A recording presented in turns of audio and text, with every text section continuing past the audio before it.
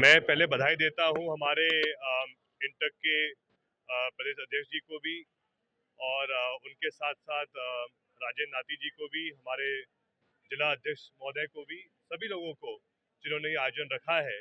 और विशेषकर क्योंकि एक बड़ा महत्व इंटक का रहता है, इसीलिए हमारे प्रदेश के अध्यक्ष जीतू पटवारी जी भी आज पधार रहे हैं कार्यक्रम में। जहाँ तक सवाल इंटक के महत्व का है और विशेषकर मजदूरों के हक का है, कहीं ना कहीं आज भी जो बड़े उद्योग मध्य प्रदेश में स्थापित हैं, वो सब देन कांग्रेस की है।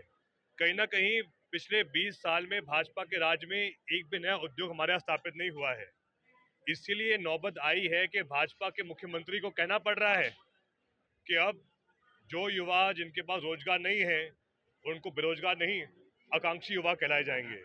मतलब आप सोचिए कैसी इनकी हल्की और छोटी सोच है। हम तो एक ही बात कहते हैं कि भाई स्वीकारो कि आप एक भी उद्योग स्थापित नहीं कर पाए, सिर्फ बड़े बड़े एमओयू साइन कराते हैं। लेकिन आज अगर हम देखें तो इंटक का ये प्रयास होना चाहिए है कि एक एक ऐसा नौजवान जो आउटसोर्स पे लगा हुआ है, हमको उनके हक के लिए लड़ाई लड़नी चाहिए है। अनेकों ऐसे लोग हैं जिनको वेतन मिलनी चाहिए है 10 गुना 5 गुना ज़्यादा, लेकिन सरकार उनका शोषण कर रही है आउटसोर्स के माध्यम से। ऐसे युवाओं के हक के बारे में भी हम आज यहाँ चर्चा करेंगे, इसकी रणनीति बनाएंगे और प्रदेश अध्यक्ष जीतू पटवारी जी के साथ मिलकर आगे हम कैसे हर एक वर्ग, कोई भी विभाग में हो, चाहे कोई उद्योग में कार्यरत हो, चाहे माइनिंग डिपार्टमेंट में कहीं मजदूरी कर रहा हो, या फिर कोई भी बिजली विभाग का मामला हो, जल आपूर्ति का हो, लेकिन एक एक डिपार्टमेंट, एक एक निगम जहां कोई भी व्यक्ति मजदूरी कर रहा है, मजदूरों को कैसे हम संगठित कर सकते हैं, उनका अधिकार कैसे उनको मिले। अनेकों बार ये बात सामने आती है कि जो भी ठेकेदार रहता है, मान लो उसको देना पड़ता है 15,000 रुपये मजदूर को, आधा पैसा वापस ले लेता है वो ब्लैक में। ऐसे अनेक प्रथाएं चल रही हैं जिनको हमें रोकना चाहिए है। इन सब मुद्दों को लेकर आज हम इंटक के इस विशेष वार्षिक उत्सव पे आज हम मंथन करेंगे। आज गुड़ी पड़वा का पावन पर्व भी है, शुरुआत है चैत्र नवरात्रि की।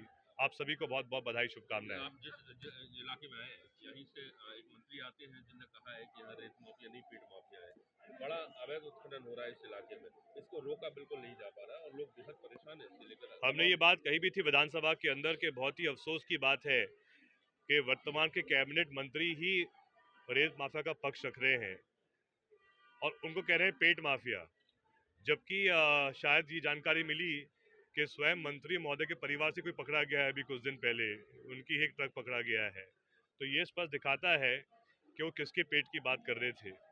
लेकिन बात यही है कि आज अगर अवैध रेत खनन चलते रहेगा और भाजपा के मंत्री ही उनको संरक्षण देंगे, तो एक प्रकार से जो हर व्यक्ति को प्रयास करना चाहिए है नदियों के संरक्षण के लिए। आप आज इस बार देखिए, पिछले साल पर्याप्त बारिश हुई थी, लेकिन अभी से अनेकों तालाब सूख रहे हैं, अभी से पानी कम पड़ रहा है। अभी तो शुरुआत ही हुई है हमारे पूरे प्रदेश में गर्मी के मौसम की। तो कहीं ना कहीं जो वर्तमान के भाजपा सरकार के मंत्री हैं, सिर्फ लूटने में लगे हुए हैं, लेकिन जो उनका दायित्व है, जो उनका कर्म है, वो नहीं कर रहे हैं। ये बहुत अफसोस की बात है। यहाँ ग्वालियर में देखने वर्चस्व की लड़ाई देखने को मिल रही है। यहाँ पर दो मंत्री कहते हैं सिंधिया जी से कि आप आइए विकास करिए, आप अकेले गुना के सांसद नहीं है। वहीं कहीं ना कहीं भारत सिंह पुष्पा कहते हैं कि किसने रोका है, आइए। क्या लगता है? अब देखिए, मैं इसमें ज़्यादा कुछ नहीं कहना चाहूँगा। ये तो भाजपा की के अंदर ही जो राजनीति चल रही है। पहले तो बात विजयपुर उपचुनाव की भी सामने आई। वहाँ पे सिर्फ एक पक्ष ने प्रचार किया बीजेपी के लिए, दूसरा पक्ष तो वहाँ आया ही नहीं प्रचार करने के लिए। अब वापस जब हम ग्वालियर के विकास के बारे में बात कर रहे हैं, तो बड़े आश्चर्य की बात है कि ऐसे अद्भुत मंत्री हैं ग्वालियर में जो स्वयं काम नहीं कर पाते और दूसरे नेता को बुलाते हैं काम करने के लिए। तो भाई आप मंत्री क्यों बने हो फिर, अगर आप काम नहीं कर पा रहे हो तो फिर क्या औचित्य है मंत्री रहने का। तो ये सब ऐसी चीज़ें हैं जिन पर मैं चाहता हूं कि जो भाजपा का शीर्ष नेतृत्व है वो मंथन करें कि उन्होंने ऐसे मंत्रियों को पद दे दिया है जो स्वयं ना काम कर पा रहे हैं और दूसरों के ऊपर निर्भर हैं। आखिर मंत्री वो व्यक्ति होता है जिसको बहुत बड़ा सम्मान मिलता है, और उस सम्मान के माध्यम से वो अपने पद का सदुपयोग करके जनता का भला करे, ये उसका प्रयास होना चाहिए है। या तो किसी और की मदद मांग रहे हैं, तो भाई आप किस लायक फिर। तो ये सब देखिए, ये सब बातें कहीं ना कहीं स्पष्ट दिखाती हैं कि भाजपा में ही सब कुछ ठीक नहीं है। जो एक पुरानी भाजपा है और एक उनके नए मेहमान हैं, तो दोनों में ही जो ये लगातार थोड़ा बहुत ये तनाव रहता है, वो दिखते रहता है हर 1-2 महीने।